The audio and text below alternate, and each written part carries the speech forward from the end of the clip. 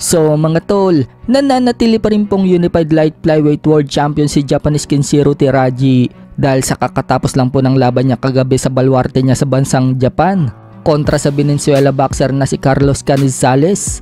Tinalo niya ito via majority decision sa score na 114-112 sa dalawang hurado at 113-113 sa isang hurado.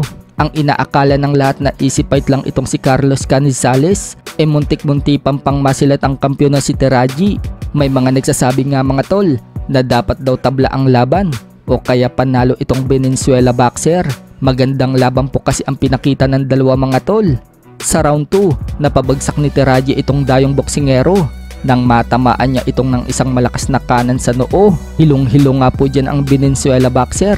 Napakapit pa ito sa paa ni Teraji. Kaya natumba din dyan si Teraji. Buong akala ng lahat mga tol, tatapusin na ng kampiyon ang laban. Pero nakasurvive pa itong kalaban sa round 2. Sa round 3, nakabawi ang dayong boksingero. Bagsak din si Teraji nang matamaan ito ng isang right straight. Nabilangan din dyan ang hapon. Pero sa mga sumunod na round, kumamada itong si Teraji. Nakuha niya ang round 4 hanggang round 7. Pero matibay din talaga itong Venezuela boxer mga tol. At matindi din ang stamina. Bumawi ito kay Teraji at sumasabay.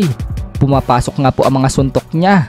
Kaya naman kumamada din ito sa late rounds. Nang maramdaman ni Teraji na hindi na niya kayang sumabay dito kay Carlos Canizales sa round 11, hindi na siya sumabay. Puro jab at iwas na lang ang ginagawa ng kampiyon. Hanggang round 12, nagtatatakbo na ang kampiyon. Kaya paniniwala ng mga nakapanood sa laban na yan mga tol, panalo o kaya tabla ang laban. At makikita din sa scorecard na lumamang na itong dayong boksingero. Pero ibinigay pa din sa hapon ng panalo via majority.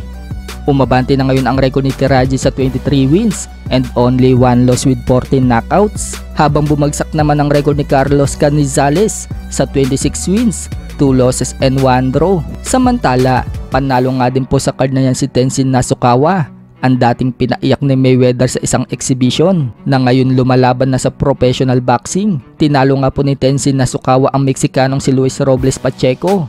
Round 3 lang, itinigil na ng corner ang laban. Hindi na nga po nagawang lumaban pa dahil na-injured ang paa ng Meksikano. Kaya panalo itong si Tenzin Nasukawa via stoppage sa round 3. Umabante na ngayon ang record niya sa 3 wins and no losses. Habang bumagsak naman ang record ng Meksikano sa 15 wins, 3 losses and 1 draw. Sa kabilang banda naman mga tol, nagpakitang gilas nga po si Manny Pacquiao sa edad na 45 sa pagbabalik niya sa first day of training niya. Paghahanda sa laban sa exhibition kontra kay Buakaw Banchamek ng Thailand na magaganap na ngayong April 20.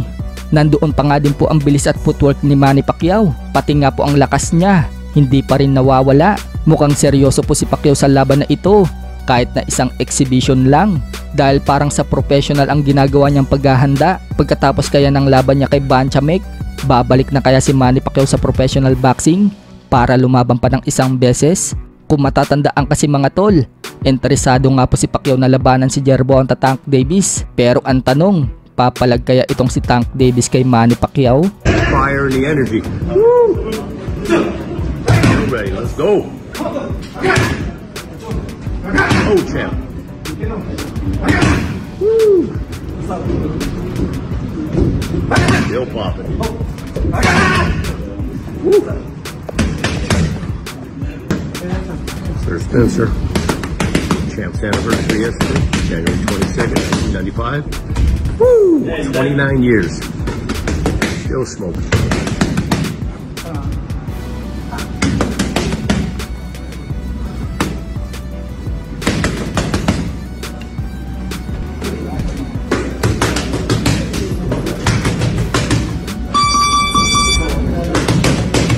Time out.